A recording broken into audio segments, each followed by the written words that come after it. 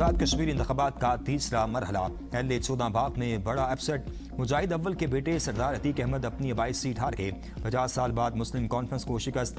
गैर सरकारी गैर हतमी नताइज के मुताबिक अवामी दस्तोबाजू पार्टी के साजिद इकबाल अब्बासी कामयाब। मुजाहिद अव्वल सरदार अब्दुल कय्यूम हमेशा इस नशिस्त पर कामयाब रहे। LA 15 पीपल्स पार्टी के उम्मीदवार सरदार ज़ियाउल कमर और नून लीग के मुश्ताक मिन्हास के दरमियान का मुकाबला।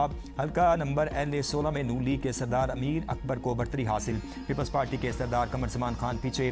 LA 17 में पीपल्स पार्टी के उम्मीदवार वज़ीर आज़म फैसल मुमताज़ राठौर को सबकत हासिल। नून लीग के चौधरी मोहसिन अजीज दूसरे नंबर पर। आज़ाद कश्मीर कानून थार असम्बली की 45 नशिस्तों में से नून लीग के अब तक 24 नशिस्तों पर कामयाबी। पीपल्स पार्टी 10 नशिस्तों पर दूसरे नंबर पर।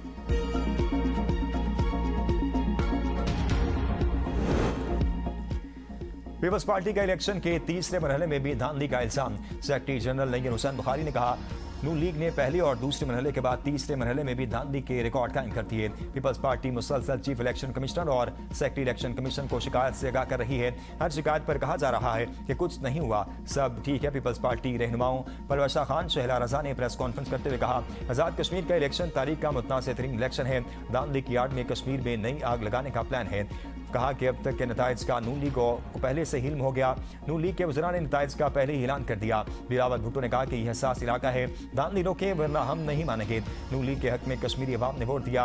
अवामी राय का एहतराम जरूरी है। वोट को इज्जत देने के लिए धांधली का खात्मा जरूरी है। हर थोड़ी देर बाद उनके प्यादे सिंध हुकूमत का दुखड़ा सुनाते हैं।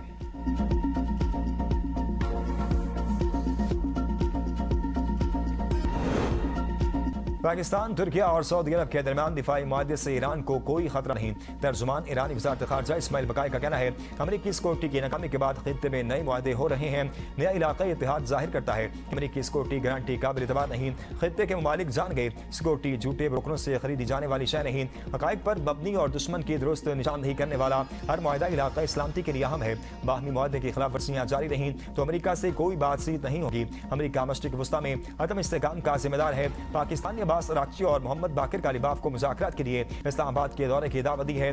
दोनों रहनुमा मुनासिब वक्त पर पाकिस्तान का दौरा करेंगे। पाकिस्तान ने अमेरिका और ईरान के दरमियान कशीदगी कम करने के लिए अहम किरदार अदा किया। ईरानी क़यादत पाकिस्तान की जानिब से सिफारती कोशिशों को कदर की निगाह से देखती है।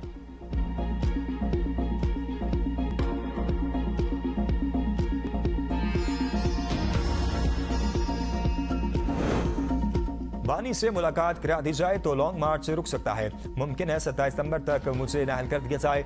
वज़ीर आला खैबर पख्तूनख्वा सोहेल आफरीदी की न्यूज़ कॉन्फ्रेंस। कहा, नहल किए के बगैर कोई मुझे हाथ नहीं लगा सकता। बानी PTI की बहन अलीमा खान को 27 सितंबर की तारीख पर मुतमईन करेंगे। हमारा मकसद बानी की रसाई नहीं बल्कि उनकी रिहाई है। 27 सितंबर के मार्च में हमारा पहला मुतालबा बानी की रिहाई होगा। मुतालबात की मंजूरी तक इस्लामाबाद में बैठे रहेंगे। वज़ीर आला सोहेल खान आफरीदी का जुमेरात को हर चौक को डी चौक बनाने का ऐलान। कहा, सुप्रीम कोर्ट के सामने अरकान पार्लियामेंट धरना देंगे। नौजवानों में बहुत जज्बात देख रहा हूँ। 27 सितंबर को सब निकलेंगे, फिर कोई नहीं संभाल सकेगा। हम किसी दबाव में नहीं। एहतजाज की तारीख अब नहीं बदलेगी।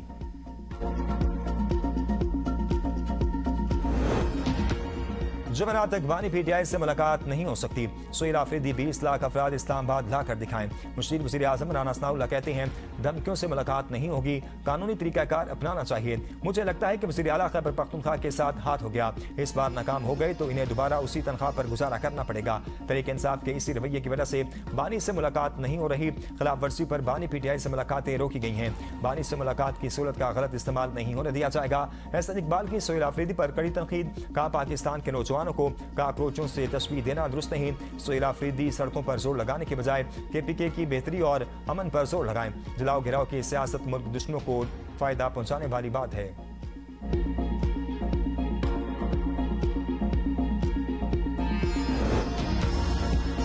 तहरीक इंसाफ में इख्तलाफात शिद्दत इख्तियार करके सलमान अकरम राजा पार्टी की आदत पर बरस पड़े। कहा, मैंने गिड़गड़ा कर इल्तिजा की थी कि हाई कोर्ट के बाहर पहुंचे। ये सारे लोग कहाँ हैं, क्यों नहीं आए? आज बानी PTI की सेहत से मुतल्लिक आम निकात जमा करवाने हैं। ये भी पता है कि 5 अगस्त को कौन कौन निकला और कौन सिर्फ तनकीद करता रहा। जुनैद अकबर ने कहा, रात देर से इतला मिलने की वजह से पार्लियामेंटेरियंस को पहुंचने में देर हो गई। अगर बर वक्त इतला दी जाती तो मैं बहैसियत सूबाई सदर जो पार्लियामेंटेरियंस नहीं पहुंचे उनसे जवाब तलब करता। कोई किसी जाती मकसद शिरकत के लिए तो नहीं बुलाया गया। इतना सीखपा होने की बजाय अरकान से रब्ता करके उनको पहुंचने की तलकीन ज्यादा जरूरी थी। मिशाल यूसुफजई और सलमान अकरम राजा की मुबैना ऑडियो लीक। बताओ मैंने कौन सी साजिश की? सलमान अकरम राजा का सेनेटर मिशाल यूसुफजई से सवाल। साजिशें और ग्रुप बंदी करके ऐसे वकला को मेंबरान बनाया जिसका ILF से कोई ताल्लुक नहीं था। सेनेटर मिशाल यूसुफजई का सलमान अकरम राजा को दो टोक जवाब। विफाकी काबीना ने नेशनल हाउसिंग पॉलिसी 2026 और एक्शन प्लान की मंजूरी दे दी। पॉलिसी का बुनियादी मकसद तमाम शहरियों के लिए पायदार, महफूज और मेयारी रिहाइश की महरामी है। काबीना ने हिदायत की एनर्जी एफिशिएंसी कोड्स को भी नेशनल हाउसिंग पॉलिसी का लाजमी हिस्सा बनाया जाए ताकि नई तामीरात तवानाई के मौसर और माहौल दोस्त तकादों से हम आहंग हों। वज़ीर आज़म को अपना घर स्कीम के तहत पेशरफ्त पर भी ब्रीफिंग दी गई। काबीना को बताया गया कि अपने घर के ख्वाहिशमंद दरख्वास्त गुजारों को मुख्तलिफ बैंकों की जानिब से 220 अरब के कर्जों की मंजूरी दी जा चुकी है। 32 अरब से जायद की रकम भी जारी की जा चुकी। काबीना ने पाकिस्तान और स्वीडन के दरमियान 1981 में तय पाने वाले दो तरफा सरमाकारी के मुआहदे के खात्मे का नोटिस वापस लेने की मंजूरी दे दी। काबीना ने पाकिस्तान इंफॉर्मेशन सिक्योरिटी फ्रेमवर्क 2026 की मंजूरी देते हुए इसे साइबर सिक्योरिटी के लिए एक अहम रहनुमा दस्तावेज करार दिया।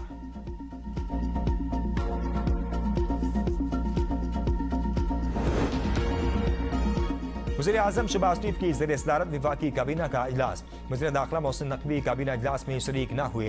निज़ाम तबाह होने के बयान पर वज़ीर दिफा ख्वाजा आसिफ ने कहा था कि मोहसिन नकवी काबीना इजलास में शिरकत नहीं करते, जबकि मोहसिन नकवी ने दावा किया था काबीना इजलास में उनकी शिरकत 70% है।